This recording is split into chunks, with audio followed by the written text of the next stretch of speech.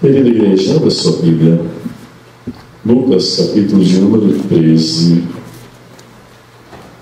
Lucas, capítulo de número 13, os versos 22 e alguns versos seguintes.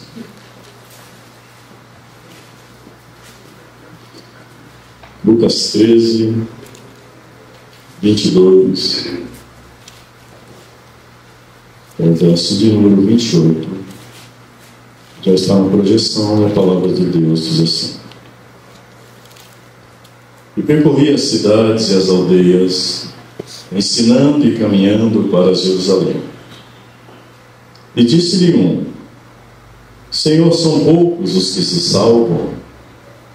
E ele lhe respondeu: Porfiai por entrar pela porta estreita, porque eu vos digo que muitos procurarão entrar e não poderão. Quando o pai de família se levantar e cerrar a porta, e começardes de fora a bater a porta, dizendo: Senhor, Senhor, abre-nos. E respondendo ele vos disser: Não sei de onde vós sois. Então começareis a dizer: Temos comido e bebido na tua presença, e tu tens ensinado nas nossas ruas. E ele vos responderá: Digo-vos que não sei de onde vós sois. Apartai-vos de mim, vós todos os que praticais a iniquidade. Ali haverá choro e ranger de dentes, quando verdes Abraão, e Isaque e Jacó, e todos os profetas no reino de Deus, e vós lançados fora. Você pode sentar-se.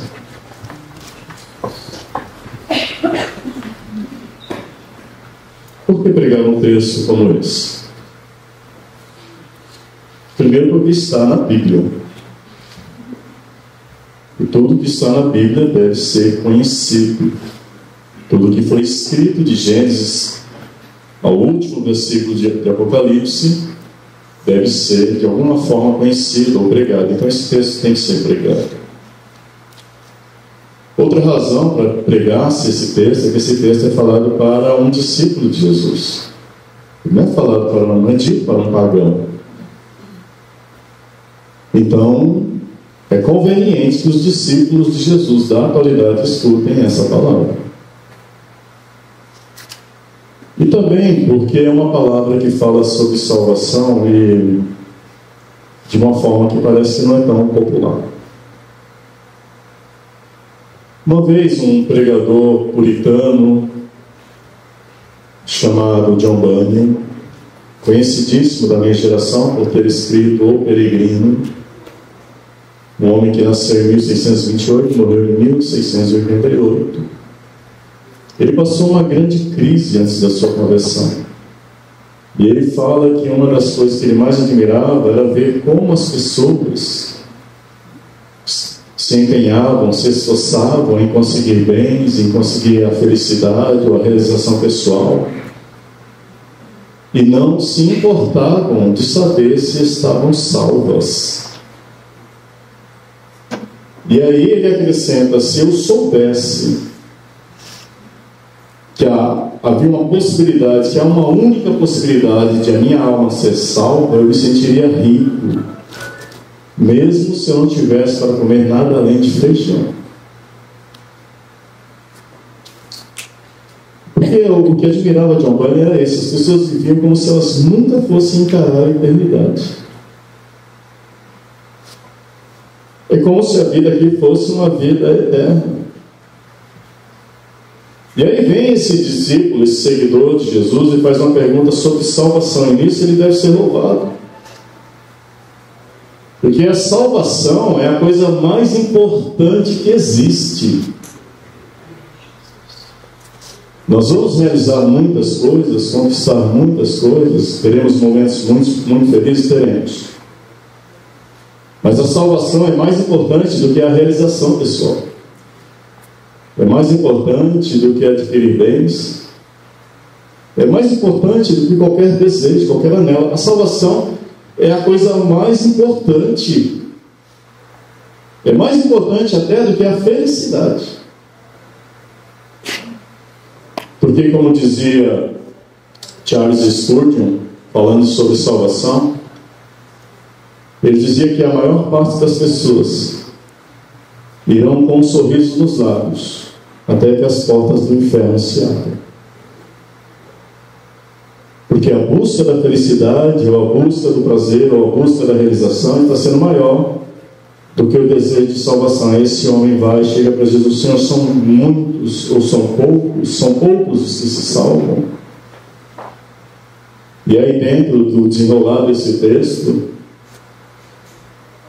eu tenho algumas reflexões da parte de Deus para nós, para todos nós. Primeira reflexão é uma pergunta: você será salvo? Eu serei salvo? Ou nós vamos nos juntar à maioria? Nós seremos os poucos que serão salvos ou os muitos que não serão salvos?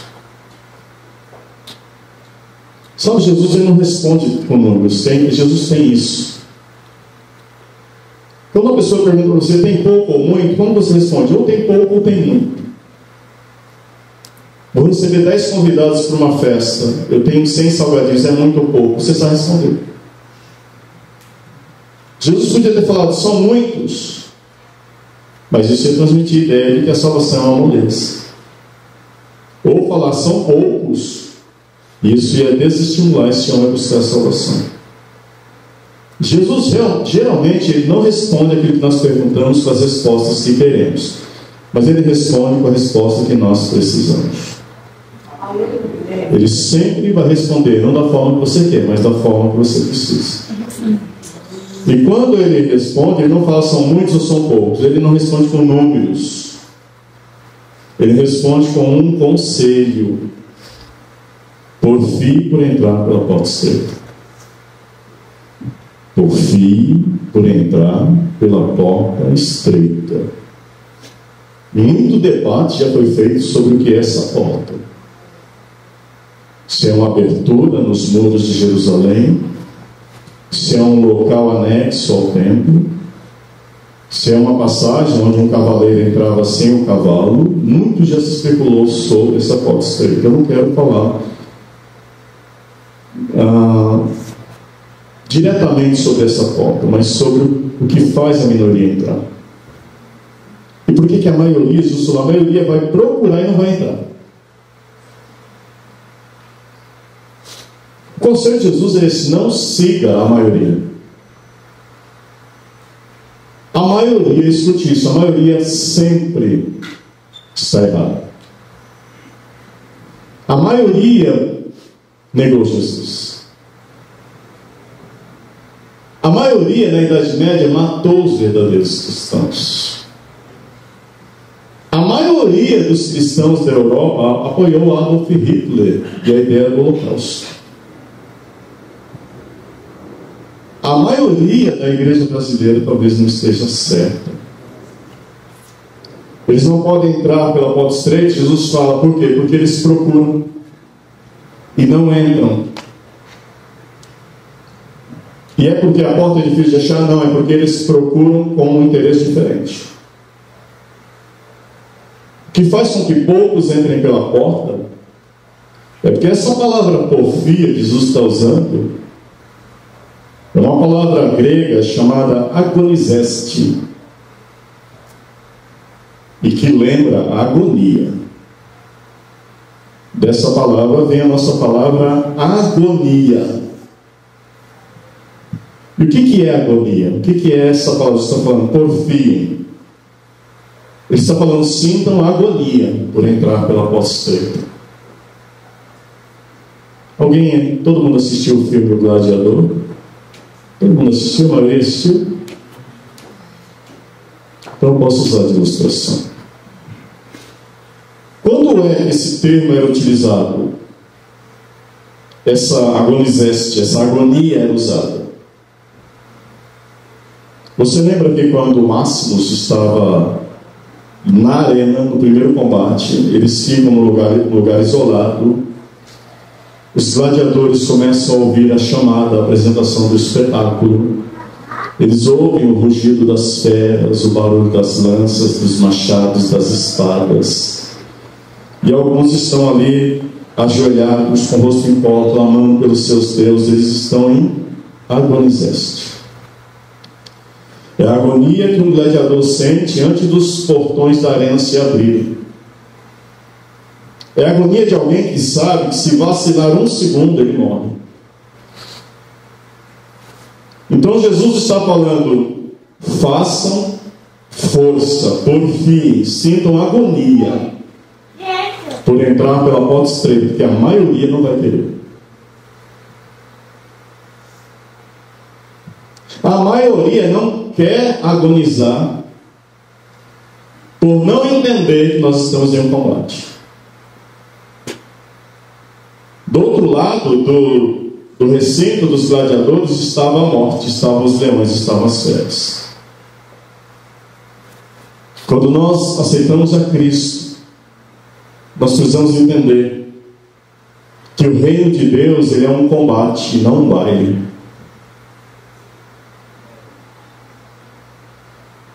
Ele tem renúncia antes de recompensa. Ele tem transformação de vida antes de transformação de corpos.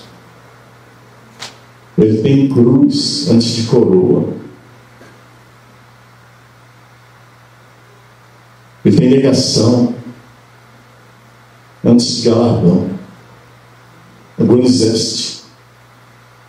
Quando nós aceitamos a Cristo, nós precisamos entender que do outro lado do portão está o diabo odiando-nos mais do que todas as pessoas do mundo, buscando a quem ele possa tragar. Do outro lado dos portões também está a nossa carne.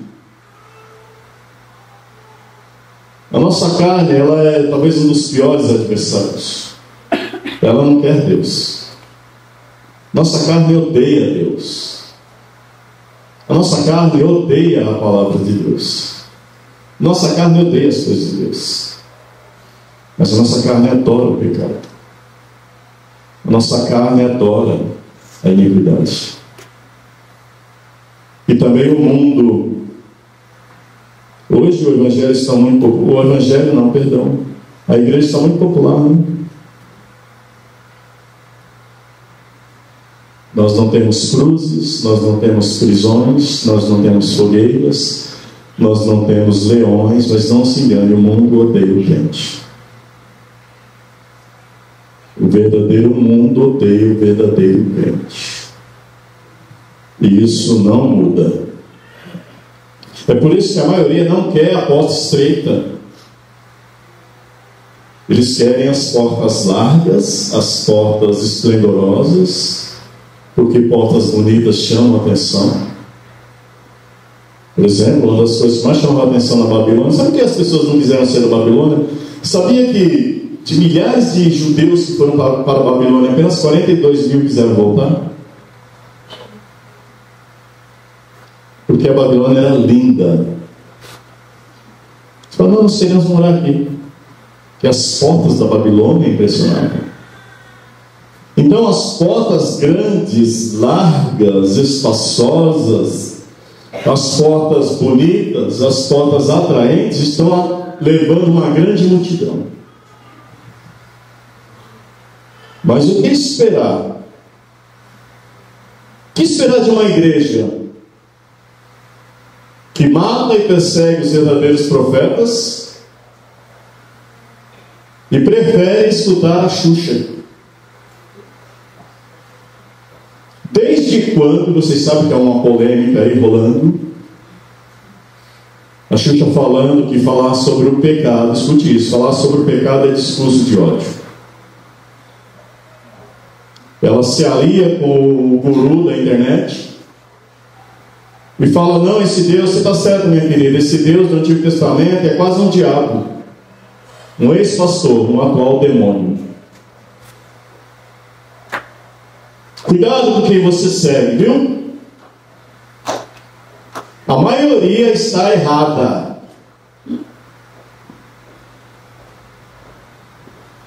Ele falou: esse Deus não tem amor. Nós só precisamos falar de Cristo, porque Cristo é amor. Só que o Deus do Antigo Testamento foi o Deus que enviou o seu Filho. Esse Deus que ele fala que é quase um diabo, foi o Deus que enviou o seu Filho unigênito, para que todo aquele que nele crê não morra, mas tenha vida eterna. E achar que o nosso Jesus é igual ao Jesus dos filmes, que é bonzinho de tudo e não tem atitude nenhuma, é um desrespeito à palavra de Deus. Porque o Jesus que falou que é o bom pastor também é apresentado na Bíblia, no Novo Testamento, na parte que esse, não vou chamar de pastor, esse herege falou que é um Jesus só de amor, que não pune pecado, não faz pecado. A Bíblia diz em Apocalipse que esse Jesus é o que pisa o lagar do furor da ira do Todo-Poderoso. É esse Jesus que, quando Ananias e Safira estabelecem um plano de mentira, Pedro fala: por que você tentou o Espírito do Senhor, o Espírito de Jesus, para mentir? Essa é a porta larga. E aí eu pergunto novamente: você será salvo ou vai se juntar à maioria? Porque a grande multidão, como eu falei, uma grande maioria está dizendo: que negócio de pecado, o quê? Que negócio de santificação, o quê? Para com isso. Uma pessoa muito famosa falou: olha, não podemos, as pessoas têm que ouvir falar do amor de Deus, sim. Mas amor sem cruz é emocionalismo. O amor de Deus salva, mas disciplina. O amor de Deus diz sim que Ele quer nos levar ao céu, mas também afirma que sem a santificação ninguém verá o céu. O amor de Deus perdoa todos os pecados do passado, mas também diz que cada um de nós dará conta de si mesmo a Deus. Então o problema não é o amor de Deus, o problema é o meu pecado. E aí novamente eu pergunto: eu vou estar com a minoria ou com a maioria? Porque com a minoria você vai passar muita agonia. Muita, mas muita agonia mesmo. Quando a carne fala: eu estou te chamando para o pecado, você vai agonizar e falar: eu não vou, eu te mato. Te mato antes. O diabo vai vir e falar: eu vou te arrebentar com tentações, acusações, opressões. Vou acabar com a tua vida. Você vai com a espada do Espírito, o escudo da fé, e se defende. Vida de cristão não é moleza.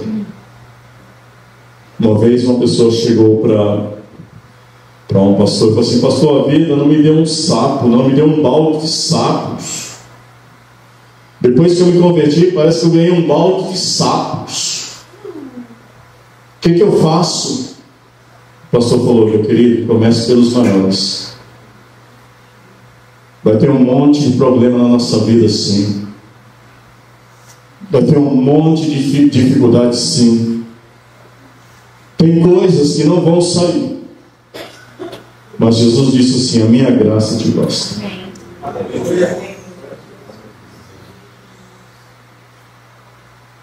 Você tem tudo o que precisa, não tudo que você quer. Você tem tudo o que precisa, não tudo que você quer. Eu tenho tudo que eu preciso, não tudo que eu quero. Iremos pela porta estreita. A segunda questão é: quanto tempo resta para entrar pela porta estreita? Porque o texto está dizendo assim: o pai de família vai se levantar e vai fechar a porta. É a Bíblia que está dizendo que o pai de família vai se levantar e vai fechar a porta. Isso indica uma espera. Há um tempo que ele está sentado, e esse tempo é a graça. A porta da salvação é aberta e é mantida aberta pela graça de Deus. É a graça de Deus. Por que você acha que eu e você não somos fulminados imediatamente quando pecamos? Porque o pai de família ainda está um tempo sentado. esperando arrependimento. Por que nós não entendemos que a vida vai passar? O Pai está sentado, sim, mas a morte é como se fosse um levantar do Pai. Porque Hebreus fala também: como aos homens está ordenado morrer uma vez, e logo em seguida segue-se juízo. Então não adianta. E deixa eu falar mais uma coisa. Eu sei que a gente fala, mas a pessoa pode aceitar no último segundo. Mas eu digo que isso é tão raro que nós não podemos colocar nenhuma esperança nisso. Porque quem não quis Deus, quem não quis Jesus por anos, não vai querer na morte. A maioria não vai querer. E outra questão, o arrebatamento da igreja. Você sabe o que está faltando acontecer para a igreja ser arrebatada? Alguém tem ideia? Nada. Não precisamos de mais terremotos, de mais pestes, de mais guerra, de mais filho contra pai, mais pai contra filho. Não precisamos de mais fome, não precisamos de mais desarranjo, não precisamos de mais falsos profetas, nós temos tudo. E por que o arrebatamento ainda não aconteceu? Porque o Pai está sentado. Hoje é o dia da mudança. Paulo fala assim: será que você está desprezando a bondade de Deus? Ignorando que essa bondade te permite o arrependimento? E Pedro fala também: essa geração está dizendo, e aí? As coisas permanecem do mesmo jeito, desde o início da criação, nossos pais morreram e Pedro fala: eles voluntariamente ignoram isso. Um dia para o Senhor é como 1000 anos como um dia. Deus não ignora a sua promessa, ainda que alguns a tenham por tardia, mas Ele é longânimo para convosco, não querendo que alguns se percam, mas que todos venham a arrepender-se. Hoje é o tempo. Aleluia. Hoje é o tempo. Aleluia. Quanto tempo? Porque Ele vai se levantar. Nós sabemos que o coração de Deus está angustiado por tanta maldade que Ele está vendo nessa terra. A justiça está mandando: levante e feche a porta. Ele está sentado ainda. Mas Ele vai se levantar num tempo imprevisível. Ele falou: fiquem atentos, porque o Filho do Homem vai vir a hora em que vocês não esperam. Como sai o relâmpago do Oriente até o Ocidente, assim será a vinda do Filho do Homem. Deus não vai esperar eu me preparar. Eu tenho que me preparar agora. Ele não vai adiar o levantar da cadeira por causa de mim. Como diz a palavra de Deus: se hoje você ouvir a voz do Espírito Santo, tem pessoas ouvindo a voz do Espírito Santo, não endureça o teu coração. Se você hoje estiver ouvindo a voz do Espírito Santo, porque você lembra no livro de Jonas, quando Deus não destrói Nínive, Ele fala: eu vou ter compaixão de Nínive. Mas Nínive desprezou a oportunidade. Lá em Naum, no capítulo 1, verso 9, Deus fala para Nínive: o que você está pensando contra Deus? Eu vou consumir você de todo. Não vai se levantar por 2 vezes a angústia. Não podemos desprezar as ofertas da graça. Porque Ele fala que essa grande multidão vai bater e falar: Senhor, abre-nos. E Ele vai falar assim: não sei de onde vocês são.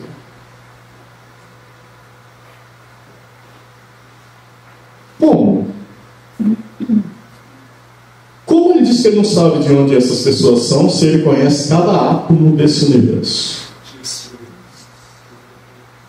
Se você perguntar para Deus onde está uma formiga específica no mundo, Ele sabe. Davi falou: se eu subir ao céu, o Senhor está lá. Se eu for ao inferno, ao Sheol, o Senhor está lá também. Se eu não falar nada, o Senhor tudo conhece. E como é que Ele diz: eu não sei de onde vocês são? Essa expressão fala de origem. Não é que Ele não sabia de onde eles eram, mas dentro daquele costume Ele fala assim: eu não reconheço o lugar de onde vocês vêm. Eu não reconheço vocês, eu não sei qual é a sua origem, eu não vos reconheço. E para eles foi uma surpresa, sabe por quê? Porque eles tinham absoluta certeza que seriam aceitos. Jonathan Edwards, ele falou no seu sermão Pecadores nas mãos de um Deus irado, que os homens acreditam piamente que o plano deles não vai falhar. E ele falou assim: só que o plano da maioria dos homens que passaram antes de nós falhou, e a maioria foi para o inferno. Eles tinham absoluta certeza que eles seriam aceitos. E aí eles vão fazer o quê? Vão tentar dar um reforço na memória do pai de família. Não, o senhor não lembra? Vamos te ajudar. Nós temos comido e bebido na tua presença. O Senhor tem ensinado nas nossas ruas. Mas o pai não estava ignorante desses detalhes. Porque ele fala assim: eu não sei onde vocês são. Vocês praticaram a iniquidade. Eu não sei de onde vêm as pessoas que praticam a iniquidade. A iniquidade indica a origem daqueles que batiam a porta. E aí nós temos que entender uma coisa. Existe muita dúvida sobre o futuro, como será a cidade, como serão as ruas de ouro, como será o fruto da árvore da vida, que aparência ter o trono de Deus. Não se preocupe com isso. O que você tem que se preocupar, eu tenho que me preocupar, é quem estará dentro no futuro. Quem estará dentro do reino de Deus? Sabe quem estará dentro lá? Quem está dentro agora. Você entendeu isso?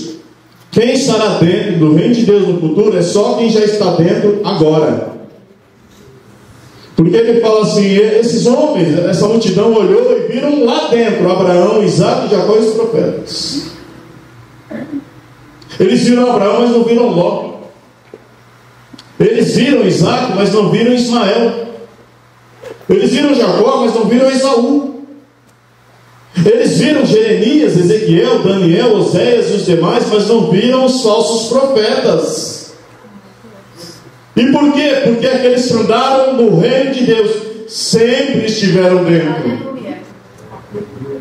Você tem ideia que nós somos colocados dentro do reino de Deus? Jesus falou: aquele que não nasce da água e do Espírito não pode ver o reino de Deus. Mas quem nasceu da água e do Espírito já está dentro do reino de Deus. É onde ele afirma: vocês são a nação eleita, o sacerdócio real, povo adquirido, para anunciar as virtudes daquele que nos chamou das trevas para a sua maravilhosa luz. Sabe qual é a grande frustração triste dessa revelação? É que quando aquela multidão olhou para a festa, e viu as músicas, e viu os convidados, e viu o banquete, eles falaram: eu podia estar lá. Vai ser muito triste se eu olhar lá dentro e ver meu pai e minha mãe e eu não pudesse, eu estar do lado de fora. Será muito triste se meu filho estiver lá dentro e eu do lado de fora. Será muito triste se meu vizinho de banco estiver lá dentro e eu estiver fora. Porque cabem todos lá dentro. E sabe o que é mais? Tem algumas pessoas, alguns teólogos, que interpretam que esse é um vislumbre da eternidade. Esse é um vislumbre da eternidade. De que a pessoa que não entrar no céu vai ver o céu eternamente. Eu não sei se é verdade, mas eu não quero ver o céu de fora. Eu quero alcançar todas as promessas. E eu quero que você esteja lá. Aleluia. Não tem aquele hino e falar: lá eu verei o meu pai, Glória a Deus. lá eu verei a minha mãe, lá eu verei Isaac e Jacó, lá eu verei Abraão e serei o seu irmão, lá eu verei meu Jesus. Aleluia. Glória a Deus. É só o que importa.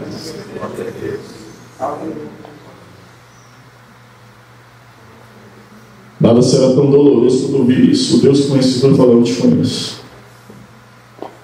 Dentro dessa cultura era a maior demonstração de desprezo possível.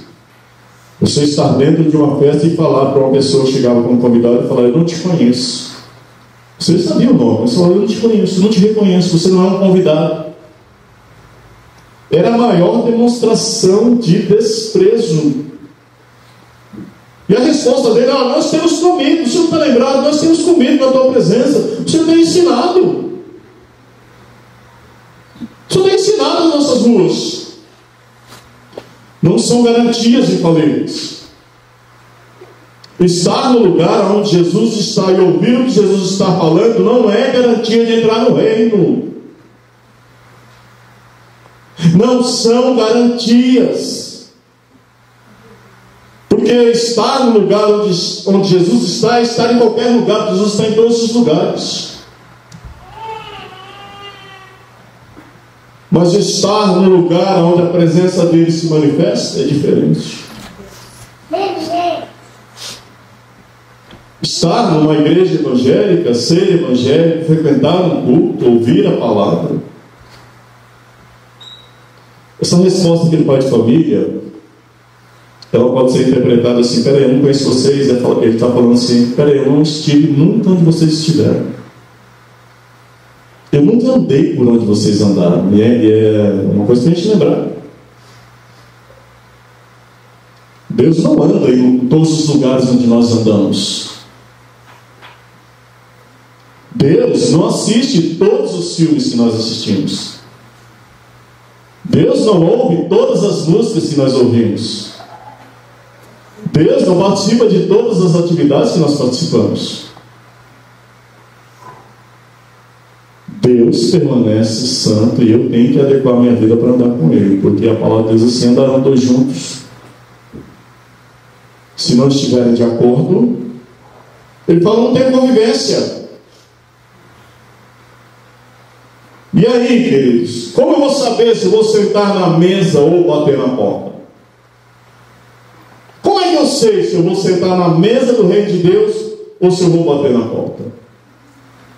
Ele falou: quem vai bater na porta foram os que praticaram a iniquidade. E essa é uma característica da porta larga. A porta larga é a porta que você pode praticar tudo. Você pode praticar tudo, nada acontece. Pode pecar? Pode pecar. Pode falar como quiser? Pode falar como quiser. Pode viver dentro de casa como quiser? Viva como quiser. Porta amplíssima. Sabe, toda iniquidade é ruim, mas você sabe o que Deus faz se vocês praticarem a iniquidade? Você sabe o que é prática? Prática é repetição de ato. A prática é abominável. E como que ela se cria? A iniquidade é um pecado, mas não é um pecado isolado.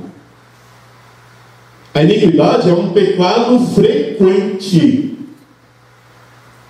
Então a pessoa peca, ou eu peco, você peca. A nossa consciência vai nos atacar de todas as formas. Na segunda vez a consciência vai doer menos. Na terceira um pouco menos. Na quarta um pouco menos. Na quinta nós já estamos como o pastor da internet. O Deus do Antigo Testamento é um diabo.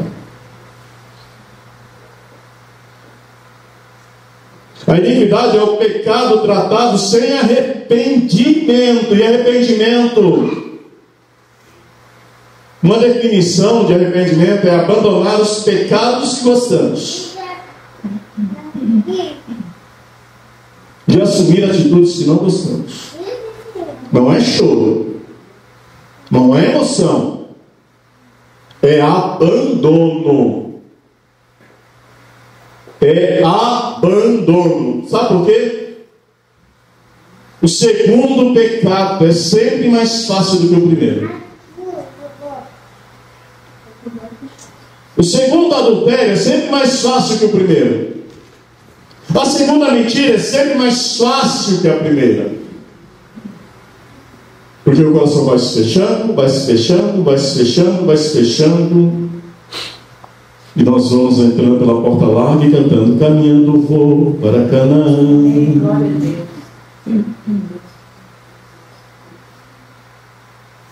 Quando as garantias, como eu vou saber se você está na mesa ou bater na porta? Quando as minhas garantias são verdadeiras ou falsas.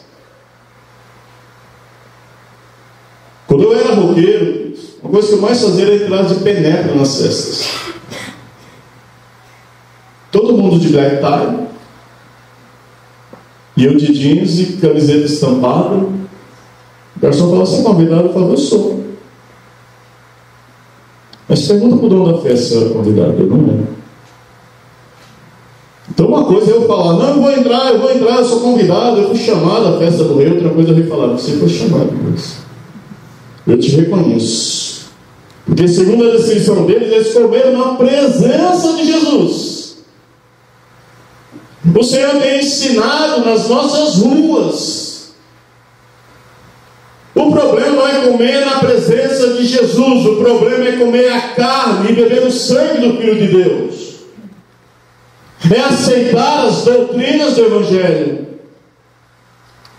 É não se alimentar desse lixo tóxico. De um Evangelho fácil, sem renúncia, sem cruz, sem sofrimento, sem transformação, sem Bíblia.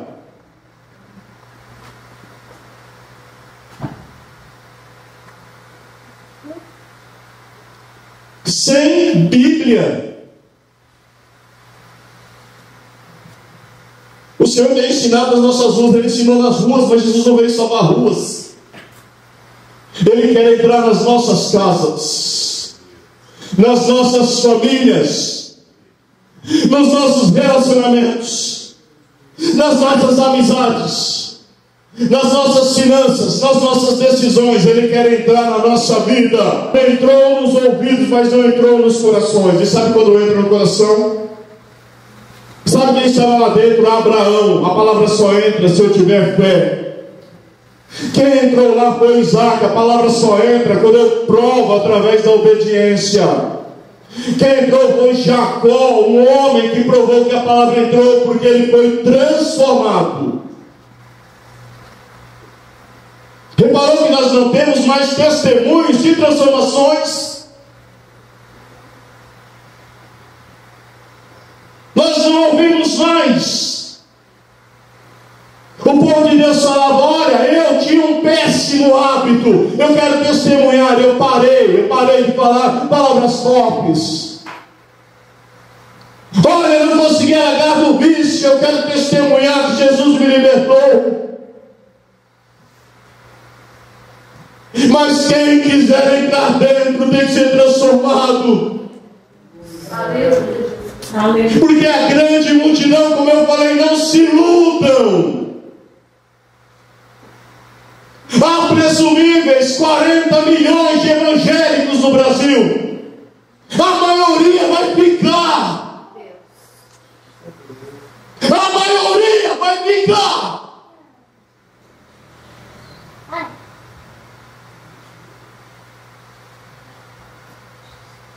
Mas aquele que ama a palavra de Deus,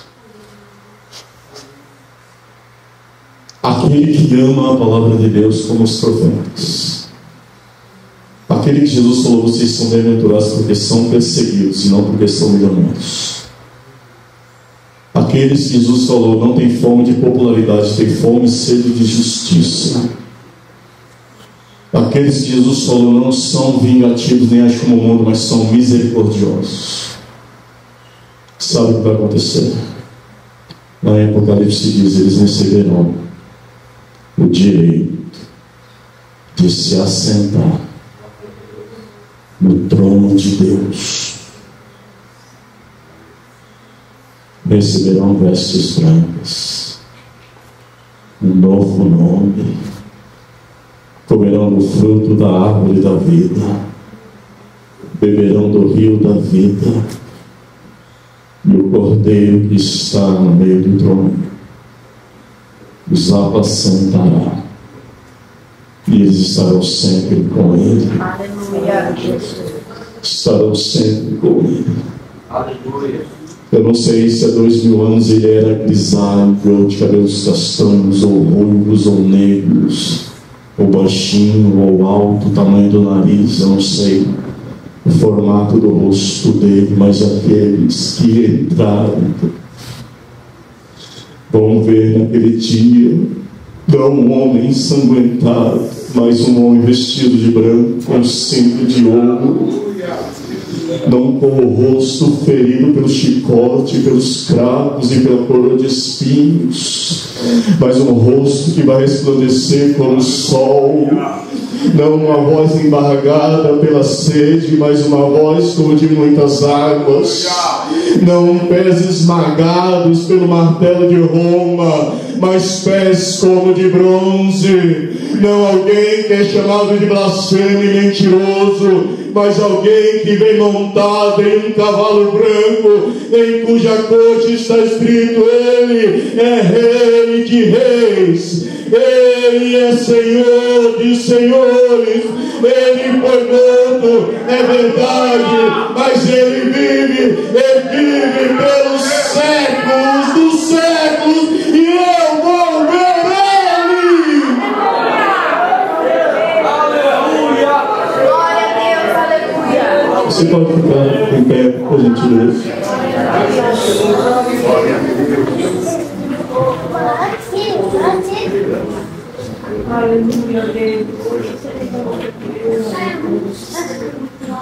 Eu não vou fazer um apelo, mas em nome de Jesus, faça um apelo ao teu coração sobre essa palavra, sobre o que foi pregado nessa manhã. Faça um apelo ao teu coração. Talvez você tenha que rever alguns conceitos, mudar algumas decisões, excluir algumas ideias, abandonar algumas coisas. Em face do que esse texto nos diz, nós temos duas opções. Você que está na porta estreita e está agonizando, não abandone, persevere, porque apesar dessa agonia, Deus continua sendo o socorro bem presente na angústia. Paulo disse: eu combati o bom combate, eu acabei a carreira, eu guardei a fé, e agora a coroa da justiça me está guardada. Persevere, apesar da agonia, persevere. E os que estão na porta larga, reconheçam ele do seu caminho e entrem imediatamente pela porta estreita, porque Isaías 55, verso 6 diz assim: busquem o Senhor enquanto se pode achar, invoquem a Ele enquanto Ele está perto. Deixe o ímpio o seu caminho e o homem maligno a intenção dos seus pensamentos, e torne para o nosso Deus, porque Ele é grandioso em perdoar. Você pode orar comigo? Pai, essa palavra, Deus, o Senhor permitiu que ela chegasse até nós, porque o Teu amor, Senhor, não irá permitir que nós sejamos, ó Deus, levados pelo engano, pelo erro, de que o Evangelho, Senhor, é uma vida só de facilidades. Te louvamos, ó Deus, porque apesar das agonias de seguir a Cristo, também há muitas alegrias e consolações também, Senhor. Essa palavra, Senhor, tocou em todos nós. Cada um de nós, ó Deus, através do Teu Espírito Santo, recebeu essa palavra de uma forma diferente.